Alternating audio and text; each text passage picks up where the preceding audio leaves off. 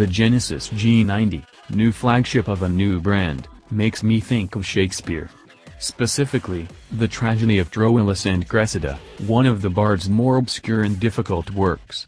But not because that play has much to do with the G90, but because that oft-forgotten work lent the Toyota Cressida, itself an obscure thing, its name. We are playing 6 degrees of Kevin Bacon with old playwrights and forgotten Toyota sedans because the luxurious Toyota Cressida directly paved the way for the Lexus LS400 to emerge a few years later.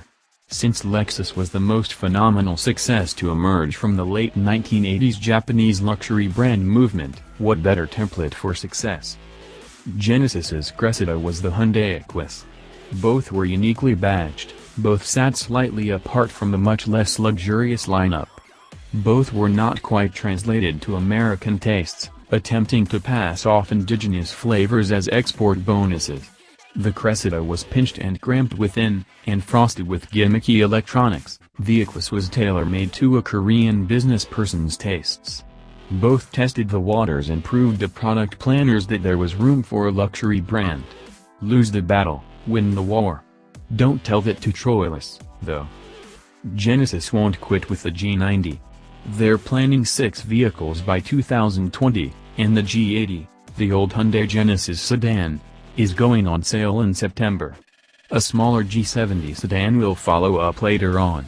We expect an all-wheel drive coupe, or coupe-ish 4-door, to replace the unloved Genesis coupe, which should be significantly more upscale and luxurious to compete with the German brands. If it looks anything like the Vision G coupe concept from 2015, that won't be hard.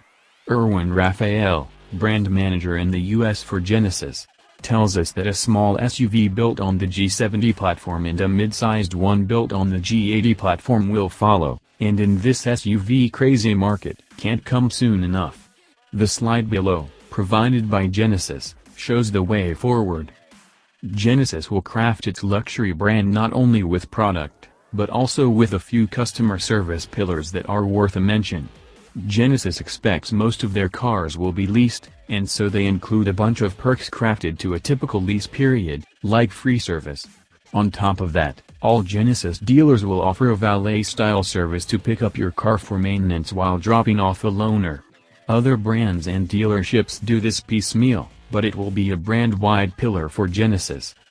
While the G90 will share its TAL V8 with the G80, both rated at an identical 420 horsepower and 383 pounds-to-foot of torque, it's the 6-cylinder where things diverge. The G80 has a carry-over 3.8-liter V6, naturally aspirated, which is good for 311 horsepower and 293 pounds-to-foot. The G90 will feature an all-new variant of the Lambda family of engines, a downsized and twin-turbocharged 3.3-liter unit that will deliver 365 horsepower and 376 pounds-to-foot of torque. Unlike the 3.8 or the 5.0-liter V8, which both make peak torque at 5,000 revolutions per minute, the turbocharged 6 in the G90 can deliver maximum grunt from between 1,300 and 4,500 revolutions per minute. The engine is really the best part of the G90 we tested.